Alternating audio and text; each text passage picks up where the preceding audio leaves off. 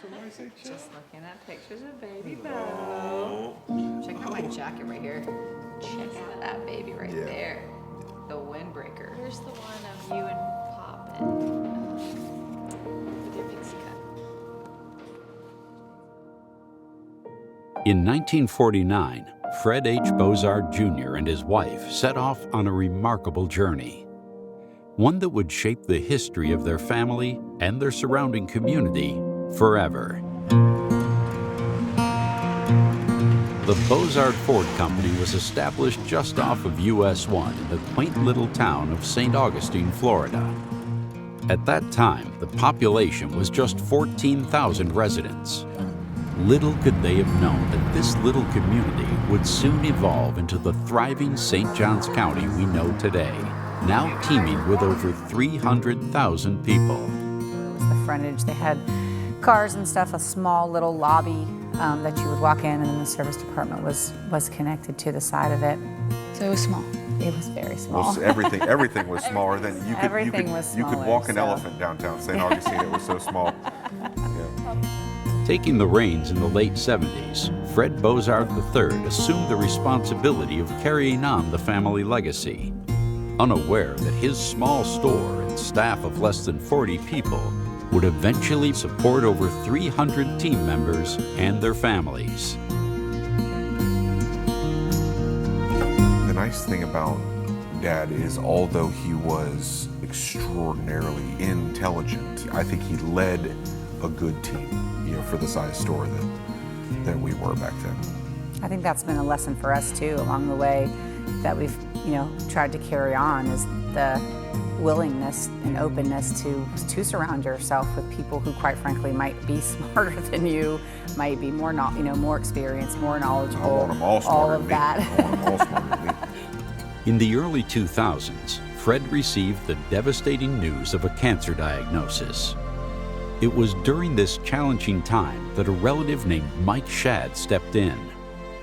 As he cared for the family business, his goals were clear: enhance the facility, steer them through the Great Recession, and protect the cherished family business until Fred's children, Letty and Bo, were ready to take the reins. Little did he know that their journey would not merely be one of survival, but of remarkable triumph, as they emerged as one of the highest performing dealerships in the entire nation. So if Dad was, kind of the first step into just surrounding yourself with folks that are smarter, Mike was the first step into creating a culture that allowed people to grow, right? Instead of just bringing them in at already smart or already experienced. Mike was someone that if you were younger in the car business, or you had some vision and you loved this business, he created cultures in all of his stores that you could come in at whatever place, technician, sales associate, service advisor, sales manager, service manager, and you could have some empowerment.